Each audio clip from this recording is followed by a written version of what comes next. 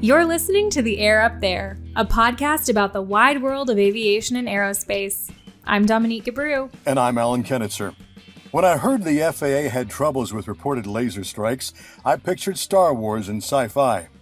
But it turns out laser strikes are a big deal to pilots in the air, not long ago, in a galaxy far, far away. Pew, pew, pew! Punch it, Chewie.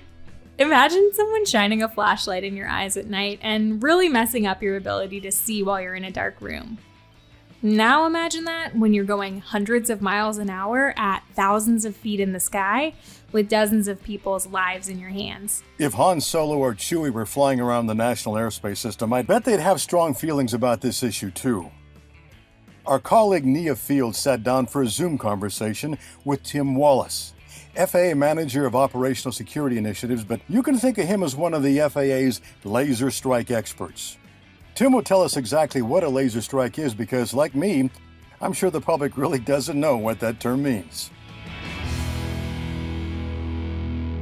First of all, why don't we just define what is a laser strike? Basically what happens is as planes are flying around the sky, people on the ground who have laser pointers sometimes point them at aircraft. And the way that looks to the pilot is it creates a dazzling effect on the flight deck, and it causes them to sometimes not be able to perform their duties and can even cause them to lose vision or all kinds of other bad effects. It's obviously something very concerning to the FAA, and we've been tracking data for this since 2010. Really, since 2015, the number of reported laser events has held steady at right around 6,000 to 7,000 events each year. And we also saw a really big spike in 2015. It went from 4,000 events to around 7,000 events. And this year appears to be on track for about that same ballpark number between 6,000 and 7,000. We're like, why did we have this great big increase in 2015, from 4,000 to 7,000? What happened? Was it because of more reporting? Was it because of more events? That seemed to be kind of a big spike. So we did a study.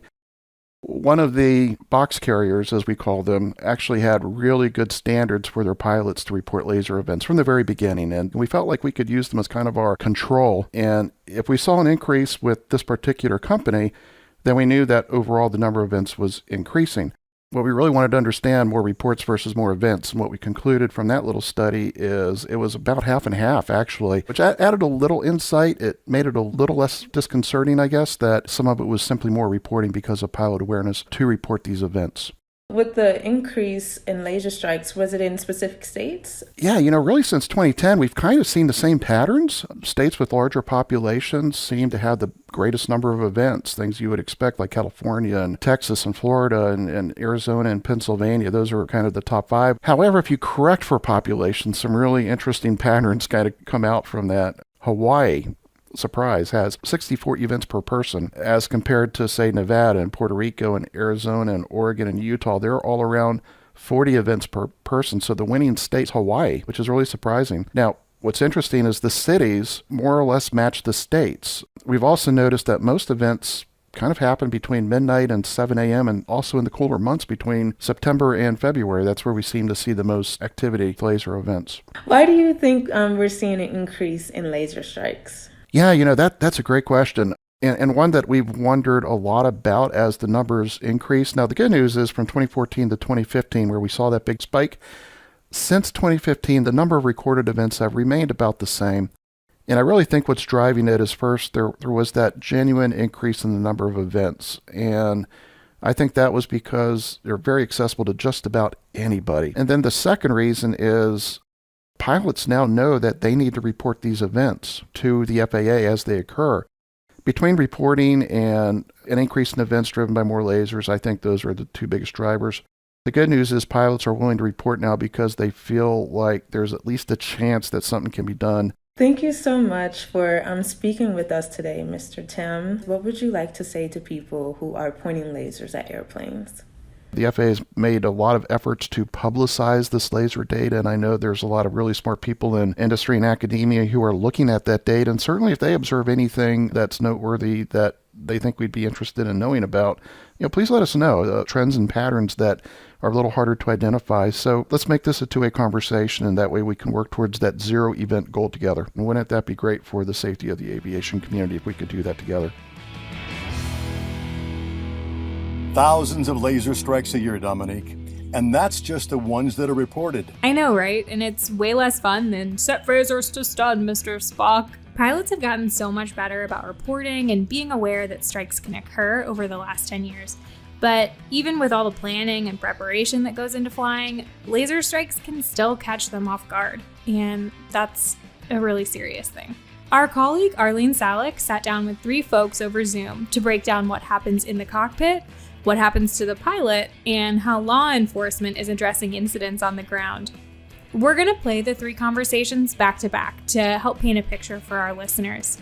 You're going to hear from Jill Mills, who's a pilot, Dr. Harriet Lester, who's an FAA flight surgeon and ophthalmologist, and Montana Alexander, who works for the FAA's security division.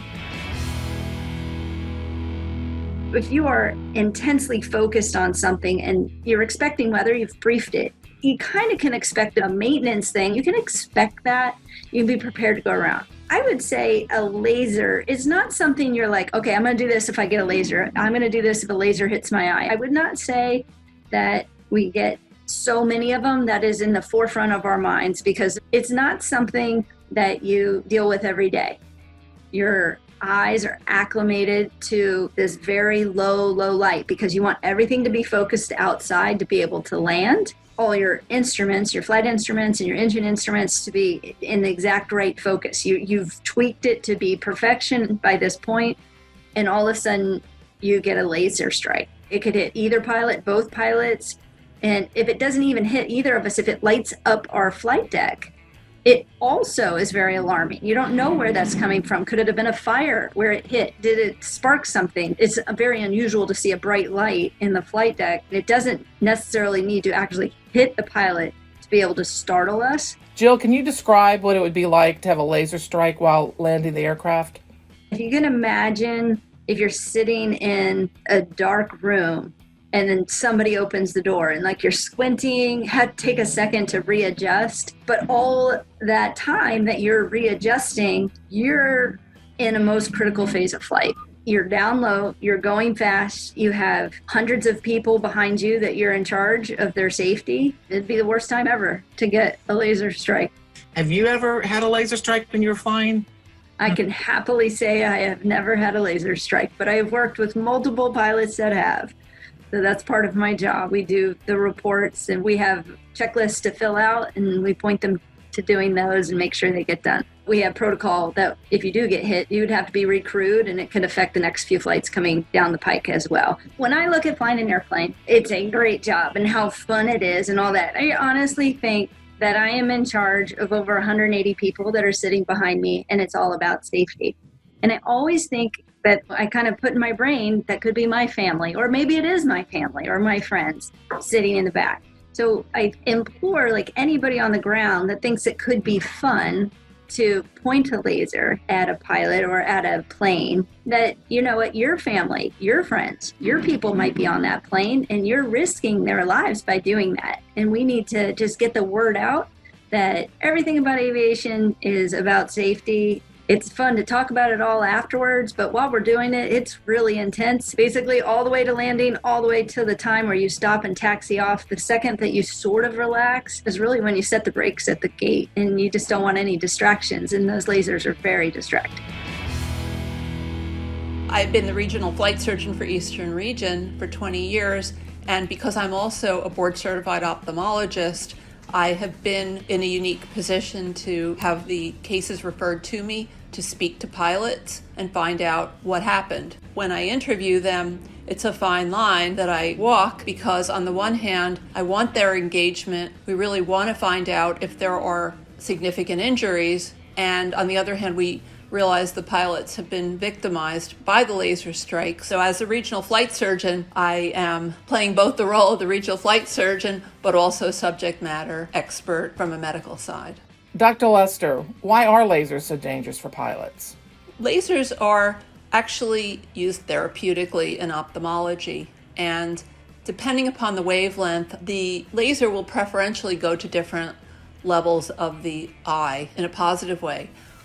In the case of a laser strike, it's used in an uncontrolled manner, and the amount of laser light that the eye is exposed to is not predictable. From a medical standpoint, we are concerned to hear what has happened to the pilot. Now, when a pilot is struck by a laser, initially, if it's at a very close distance, they're going to be really incapacitated.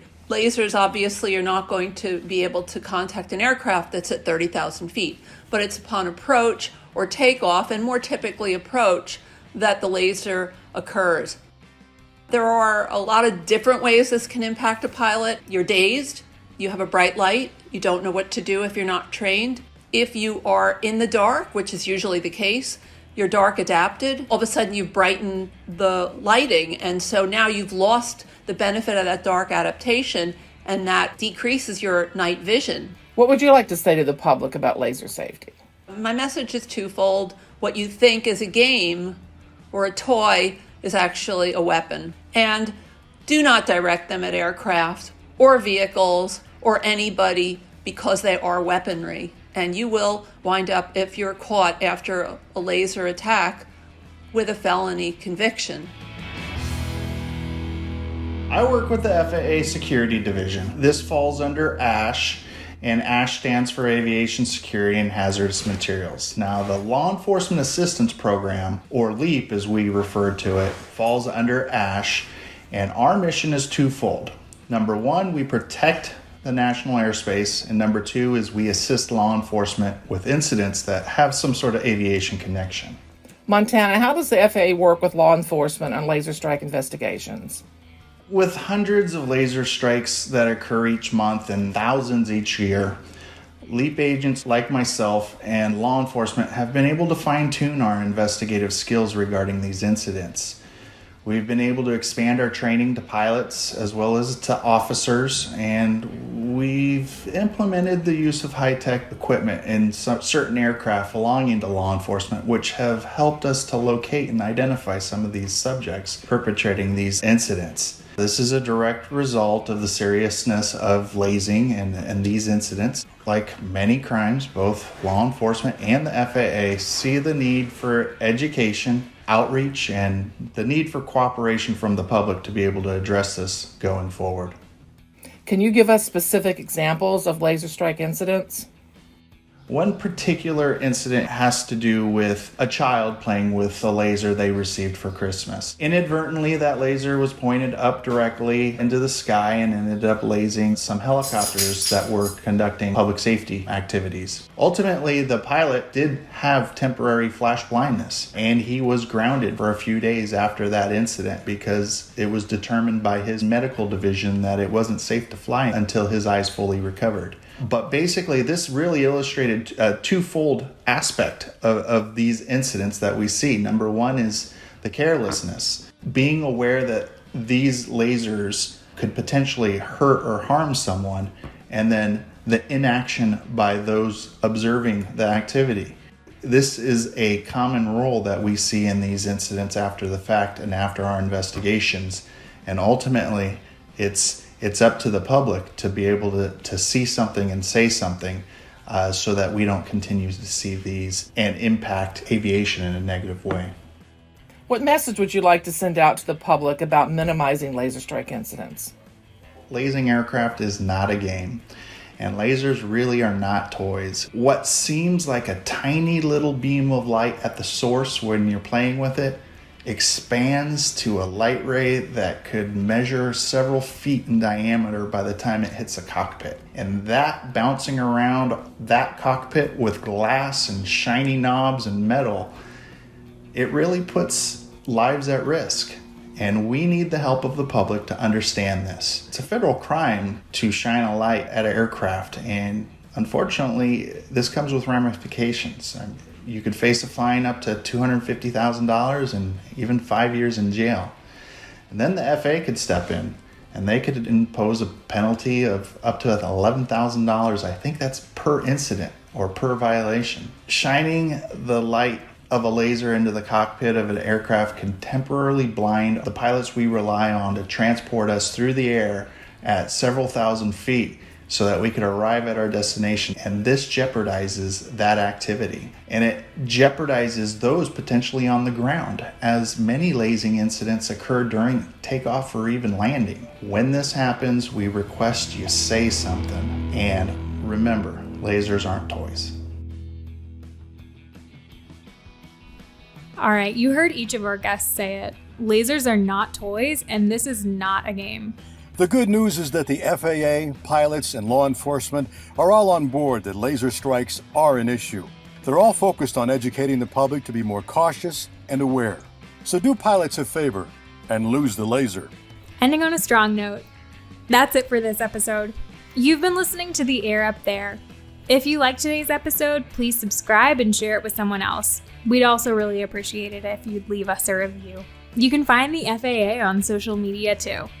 We're at FAA on Instagram, Facebook, and LinkedIn, at FAA News on Twitter and YouTube, and at FAA Drone Zone on Twitter and Facebook. Thanks for listening.